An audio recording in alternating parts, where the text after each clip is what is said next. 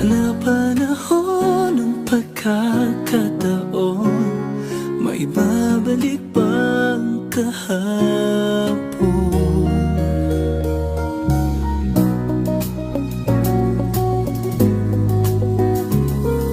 Natatandaan mo pa ba